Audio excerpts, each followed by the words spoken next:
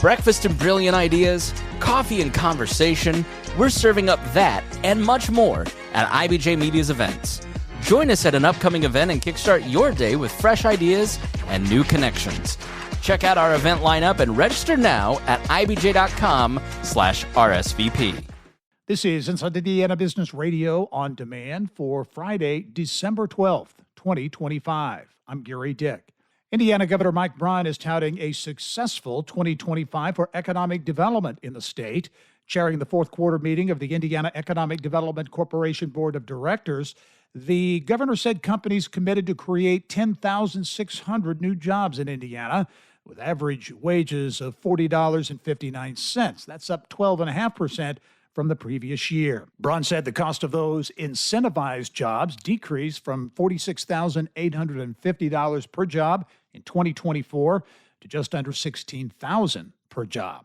In northern Indiana, Sweden-based manufacturing company Dometic Corporation has opened a new distribution center in Bristol. The company declined to disclose its financial investment in the facility, but said it is adding up to 40 new jobs. Dometic manufactures and supplies equipment and appliances for the RV and boating industries.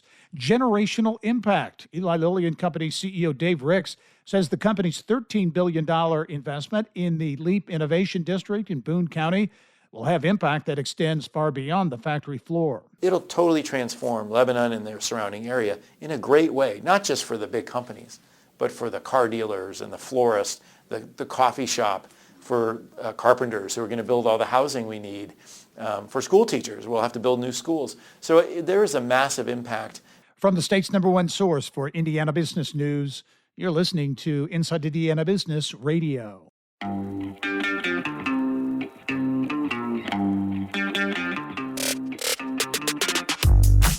Hello and welcome to Inside Indiana Business. I'm Gary Dick, coming to you this week from Northwest Indiana, Jeffersonville, Muncie, South Bend, in downtown Evansville, Terre Haute, Fort Wayne, Richmond, from one of the state's key entrepreneurial and innovation hubs, 16 Tech. Inside Indiana Business, Indiana's business news leader.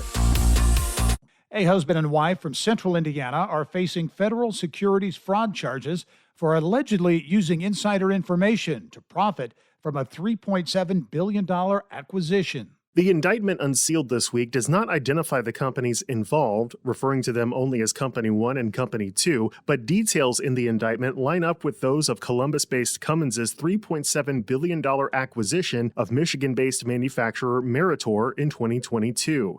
Fan Jocelyn Yang and her husband Jing Tian have each been charged with 2 counts of conspiracy to commit securities fraud. LinkedIn profiles for each of them indicated they had worked for Cummins. A Cummins spokesperson declined to confirm whether the two had worked for Cummins, saying only that neither is currently employed at the company. The indictment alleges that Yang acquired non-public information about her employer's interest in acquiring Company 2. In November 2021, Yang and her husband allegedly began purchasing stock in Company 2, coordinating wire transfers, Zelle transfers, and funding brokerage accounts in order to do so. That same month, the indictment alleges Yang and Tian shared the non-public information about the planned acquisition with an unidentified individual, which later spread to a larger group of traders. The indictment does not specify how much Yang and Tian are alleged to have made through the arrangement. If convicted, the indictment seeks forfeiture of any property derived from the proceeds. Alex Braun, Inside Indiana Business